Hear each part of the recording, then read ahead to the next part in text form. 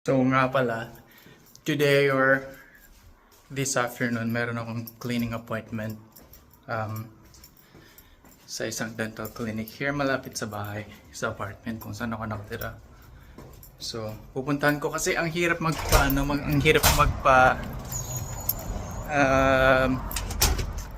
ng appointment dito, especially dental services.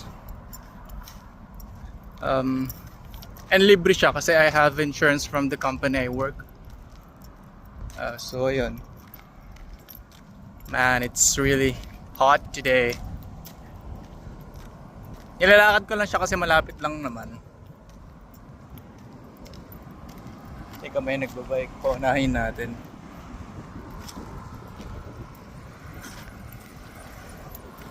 And I feel sleepy kasi I just had a nap, nag-shower, and then lalakad na papunta sa clinic. So libre siya from minor and major services. Like a minor is cleaning, check-up sa ngipin, ganun. And then I'm not sure if it's included sa whitening or whatever. Pero wala naman akong planong mag-whitening cause I always drink coffee every single day, bro. Like wala. Magpapaklinik ka ngayon and then tomorrow or the other day magkakape ka, edi wala rin. So, malapit lang siya. Yan. Nandun siya banda. Dun sa may runabout. Yung pabilog na ano. Hindi ko alam. Kayo na bahala. Ayan yung Tim Hortons na malapit sa amin.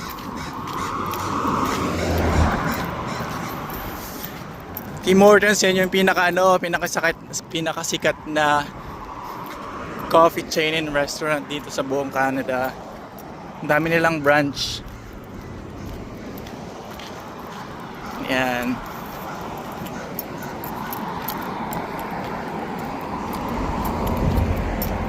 Siguro mamaya pupunta ako sa garden, magdidilig.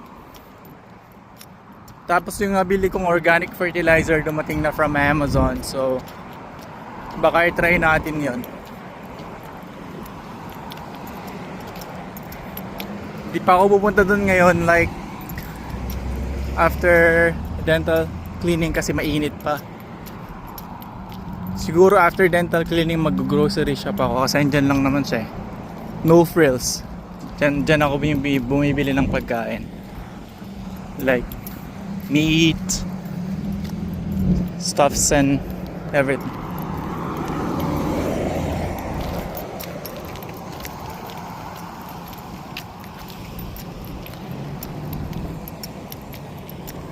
Tapos ayun nga, alam nyo ba dito madaming homeless. Gaya niyan, si ate. I'm not sure if she's homeless or something, but parang high siya masyado. Yan siya. Hindi ko na napapakita yung mukha for privacy purposes. Kasi nakakaya naman kasi ayan siya. So, yan.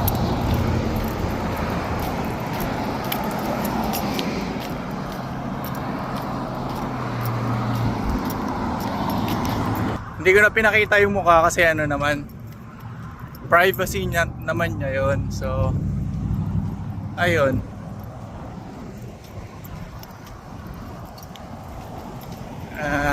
Ano pa bang sasabihin ko? Hindi ko alam. Magsabi kayo minsan ng topic na pag-uusapan natin kasi minsan nauubusan ako ng sasabihin. Malapit na ako sa dental clinic. Maganda siya. Yan yung na tinuro ko kahapon, pero dyan ako sa isa. Yan. Mas maganda dyan. Oh, hindi ko lang alam sa loob niya kasi mas maganda, parang mas relaxing kasi dyan yung yung isa dyan, yung Redwood, yan yung yan yung clinic ng isang kaibigan ko. Hindi ko naman nagustuhan yung loob. Ito maganda. Tsaka alam nyo ba, mahal magpaano dito. Sobrang mahal magpa-check up. Like lahat. Swerte mo kapag meron ka. Kasi sa insurance ng Canada, hindi naman libre ang dental. Pero parang there's a law na yata na pinapatupad na kasama na yung dental services or something. Pero hindi ko lang alam kung kailan siya mag-start. Pero right now kasi hindi pa siya libre. Buti na lang yung, ayun nga, kung saan ako nag-work, libre siya. Meron kaming insurance. Mahal siya. Dati nagpa root canal treatment. Parang $3,000. Wala akong binayaran. Like, $0. So, ayan. Ayan, dito na. Ayan. Di ba? Parang bahay siya. Hindi ko lang alam kung pwede mag-video sa loob, pero ano na lang. Papakita ko na lang. Thank you.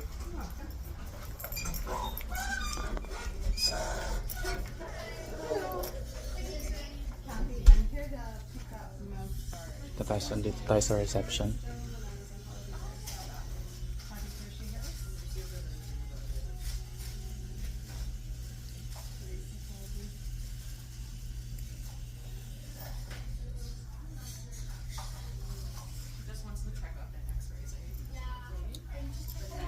Yeah, I have it. That's all fine, man.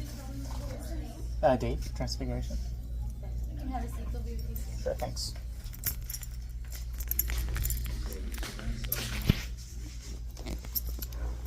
Ganun, tapos na. So, ayan. Anyway, tutuloy ko na lang siguro itong vlog kapag tapos na akong dental cleaning. Alrighty, fam. See you when I see you. So ayun, kakatapos ko lang magpa-cleaning ng ngipin. And wait, mali ako nang pupuntahan. And as expected, wala akong binayaran because the insurance did cover everything. Tapos meron pang may pa-free toothbrush pa si Mayor. Tsaka floss.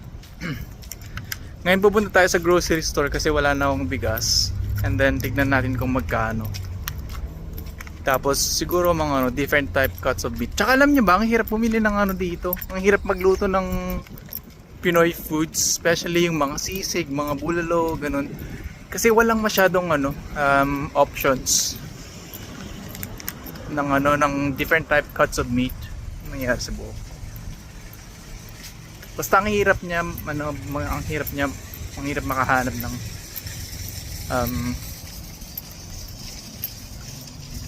karne dito kasi hindi ko alam, walang masyadong options na cuts. So yun, siguro bibili din tayo ng saging kasi wala na akong saging.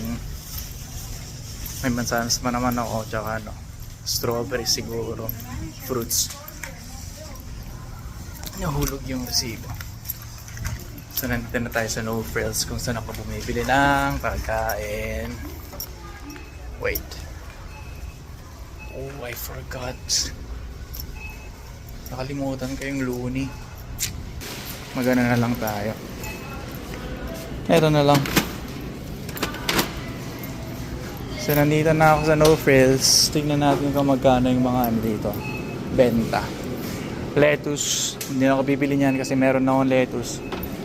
Eto, meron din naman ako niyan sa garden. This is beets. Meron din ako niyan. Carrots, meron din ako. Etong mga herbs na meron ako lahat niyan. Tignan nyo to. Oregano. Hindi siya fresh pero ang mahal niya. Parang $2.50 plus tax. Tapos tignan mo tong sili kung magkano. Alam niyo ba kung magkano to? 75 grams for $5. Same as yung green berde na sili. Tapos ang mahal ng dito ng bell pepper. Yan, etong mini sweet yan, almost $6.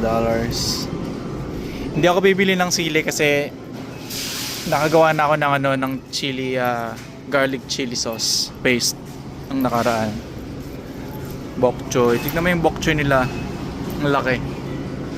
Tapos wala yung parang talong sa atin sa Pilipinas na na paba.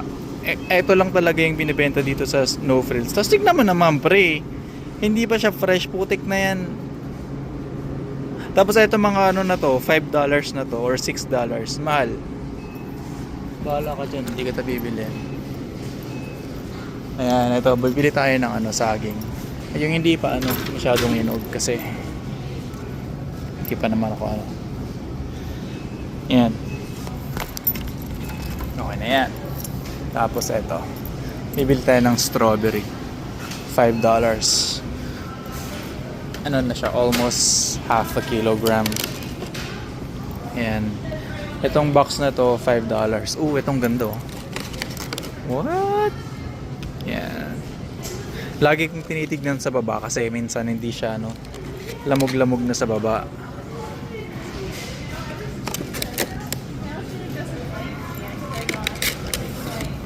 Yan. Pangit. Hindi siya maganda. Sobrang bango niya, grabe. Maamoy mo talaga. Ito ang ganda Hindi naman red masyado pre. Ito nakakita na awa. Hindi siya perfect pero tignan mo to. What? I don't know where the washroom is, man. Sorry. Ayan.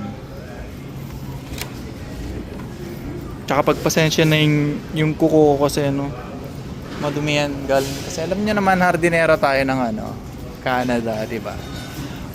Tapos ito pa, tignan niyo ang mangga nila, $1.3. Siguro bibili tayo ng dalawa. Or maybe isa.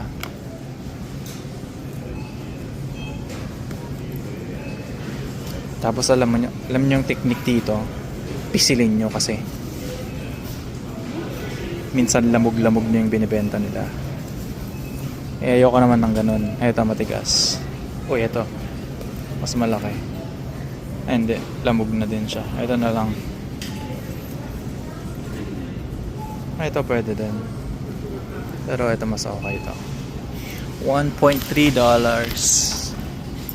Kasi magmumukbang tayo ng magmumukbang tayo ng mango eating.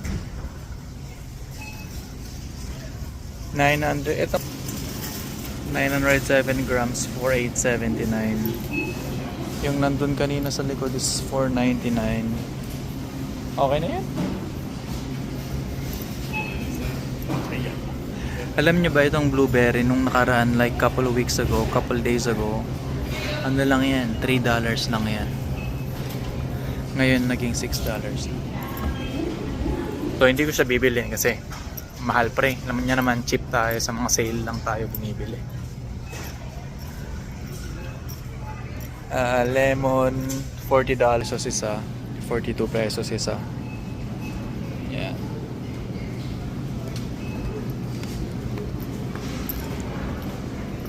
Titingin tayo ng lettuce kung magkano. See? Ito yung mga lettuce na tinanim ko. Parehas na parehas. Tignan mo, hindi pa sa lamog na sa loob. Hindi pa siya fresh. Pero $9 for 600 grams. Ano yan, matagal na yung nakastock dito. Hindi na yun masarap.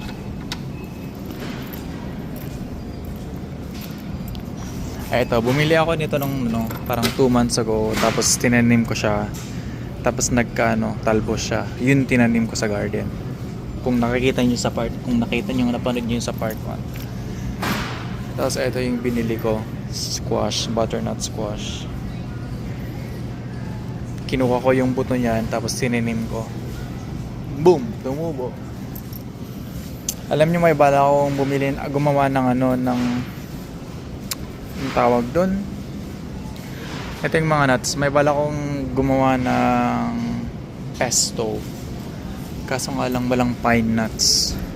Pero ang sabi sabi ni parang Google, pwede namang walnuts. So maghanap tayo ng walnuts mamaya. Saan? Ang walnuts dito. Kamatis. Magaganda yung mga kamatis nila. Pipino, $4 ito. Mahal, di ba? Yan. Ito yung mga sibuyas. Sobrang mamahal. Cherry tomatoes. 283 grams for $4.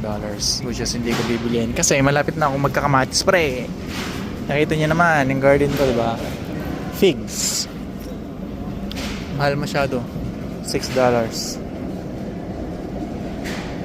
Ayoko yan. Meron pa akong tinapay. Binili ko nung kahapon. Tignan natin. May dates din dito. Pero hindi naman ako masyadong kumakain nito. Pistachio, peanut, mani. Yung parang sa Pilipinas. Oh. Pakwan. Sale siya pre. Sale yung pakwan. Bibili tayo ng pakwan. Bibili tayo ng pakwan. $4 lang. 200 pesos isa. Hindi, $5 pala. So, 5 times 42, 210 pesos. Kaso nga lang, bumili ako ng pakwan. Malalamog na tong ano. Ayoko pa namang magbuhat ng madami kasi sobrang bigat nitong pakwan na to. Pero nakasale kasi siya oh. Siguro kuha tayo ng isa. Sayang eh. Ayan. Almost $5 plus tax. Ito sa ano, malaki. Kaso nga lang, paano ko naman kukuhanin yun? Ang hirap mag-vlog pa rin. Tapos hindi ko pa alam kung matamis ba to o ano. Baka display lang to. Display na sobrang sinasabing matamis. Ayan, ayan. Parang nakita ko sa TikTok yung parang ganyan, yung yellow sa ano, bottom part. Yan yung matamis. So bibiliin natin to. Ayan. Ito, yung may yellow. Sobrang yellow na dyan sa ano. Ito malaki. Gusto kong tignan. Tignan natin. Ayan. Yellow din siya. Ito na lang sa malaki. It's on sale, so. Oh yeah, I have Yeah, one, it's on sale, yeah. I have one at home already. Oh, you did? Yeah. Is it I sweet? gotta cut it up today. Oh, okay. Because then my son will come. Yeah. My next door neighbor gets some, and then my brother. Alrighty. So. Sure. It'll take me like 7 days to finish this one. Di ba? Parang casual talk lang dito. English din tayo kahit pa paano. Kasi hindi naman tayo ano eh. Kaya naman natin makipagsabayan sa mga ano.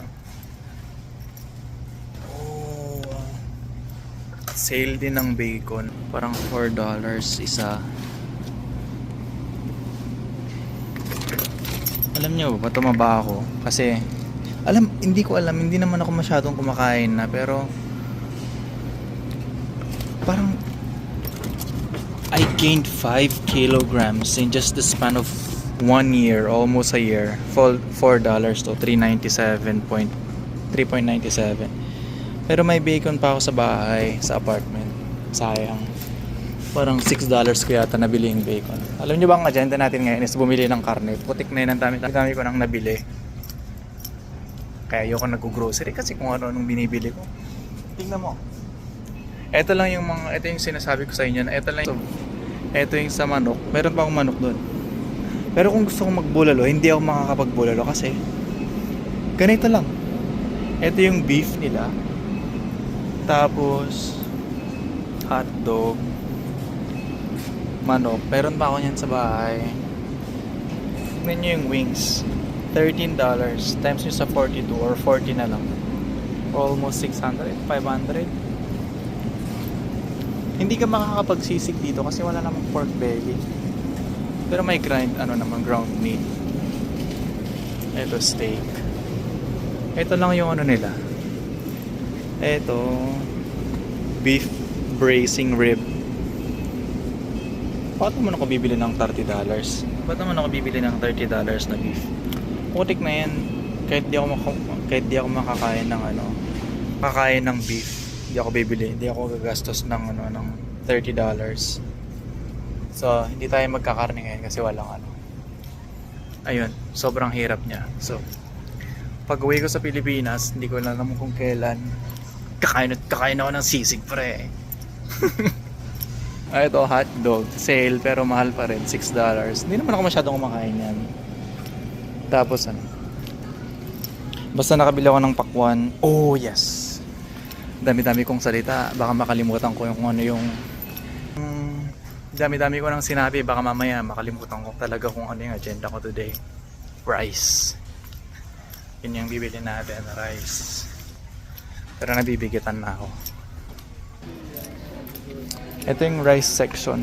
Nandito ako sa Asian section. So, ito yata yung binibili ko eh. Alam nyo ba, ito na yung pinakamura. 2 kilograms for $6. So, dyan lalagay natin. Pero,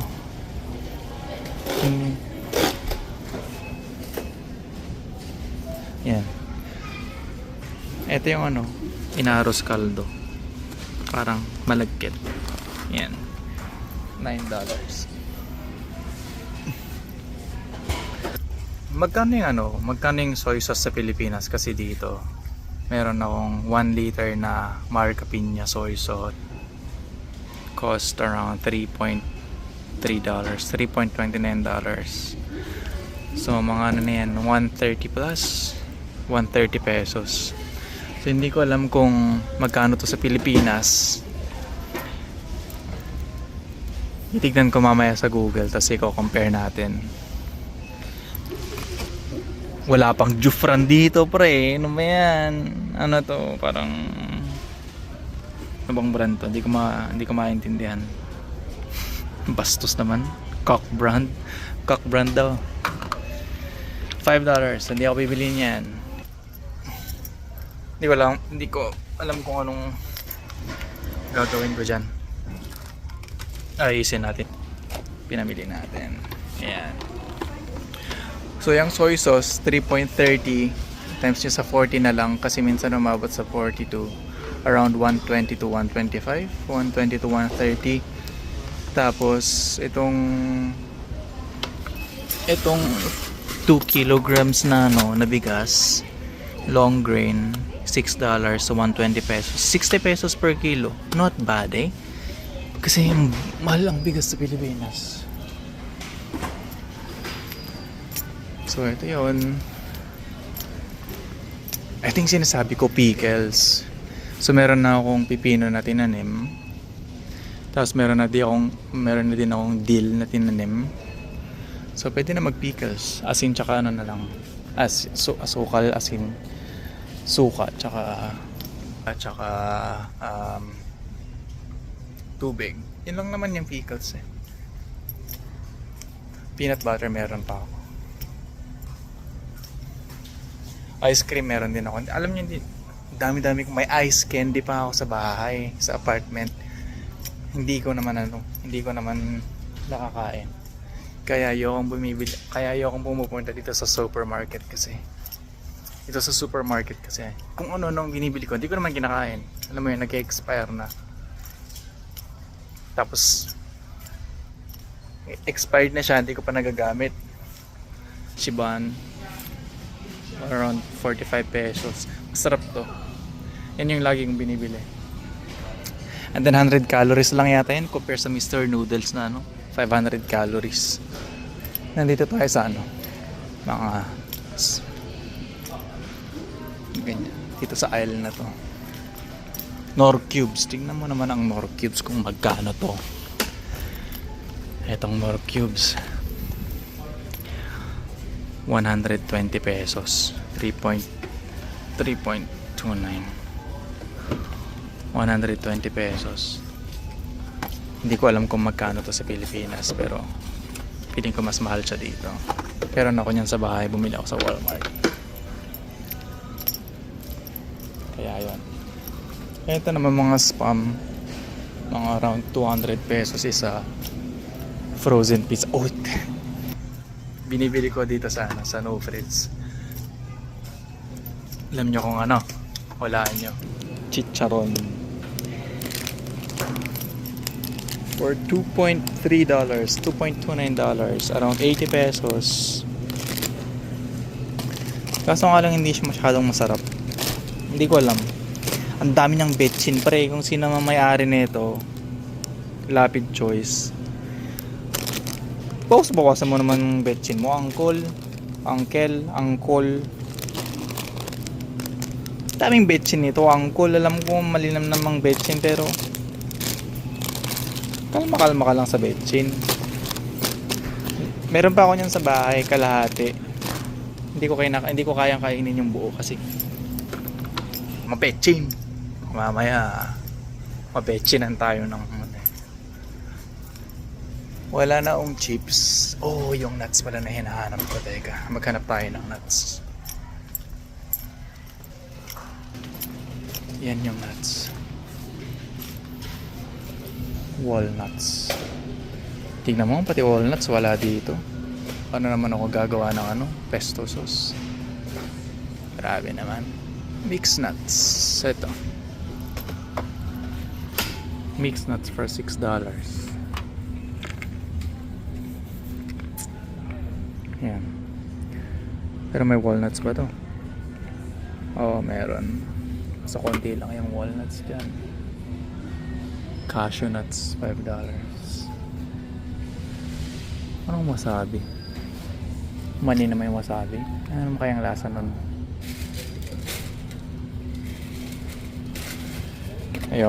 Ayoko magpesto kasi walang walnut. Yan. Yan kung gaano kamahal dito. Mahal talaga siya compare sa hindi ko alam kasi almost 3 years na akong hindi nakakauwi sa Pilipinas. So nandito ako sa chips section. And eto $1.5. Pero hindi yun yung paborito kong brand eh.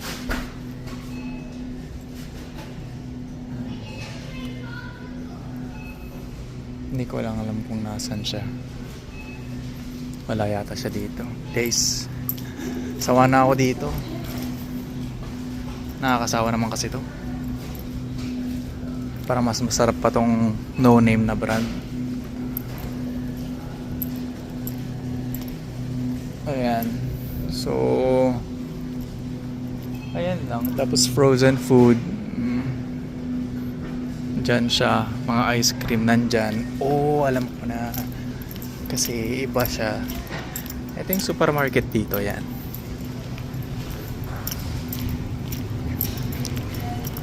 Dito nakalagay yung mga gusto kong kainin. Yan. Oh, tingnan mo. Sale siya.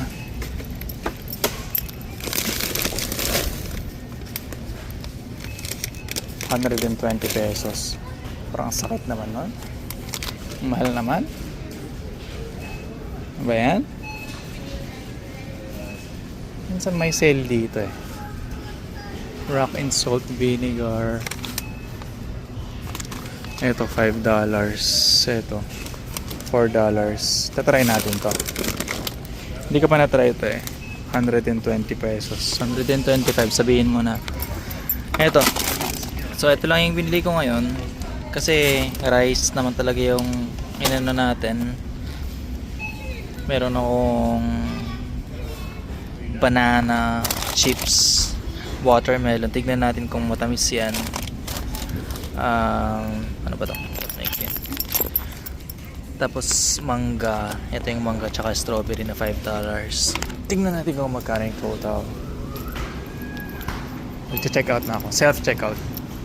Sa Canada, pwede kang mag self-checkout.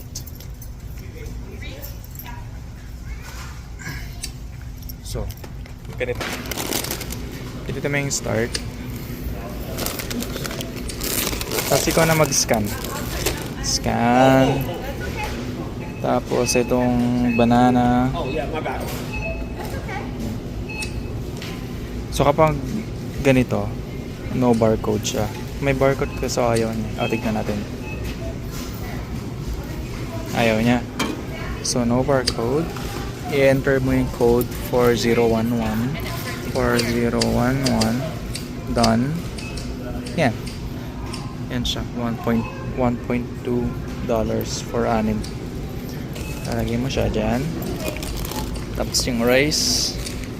Barcode. There. Strawberry. Yan. Mangga. Oh, eto. Walang barcode. So, ulit. No barcode. Tapos lalagay mo yung code ng mangga 4959. Done. 1. Done. So, yan. $1.29. Isang mangga. Tapos itong melon. Gagamitin na natin tong scanner. Ayan. So, total of 22.95. Gamitin ko tong, nakalimutan ko yung card ko, so gagamitin ko tong phone. Check out. So, I guess dito na lang magtatapos yung video natin, grocery haul video. So, ayan. See you when I see you guys. Ang total, $22.95. Bye-bye.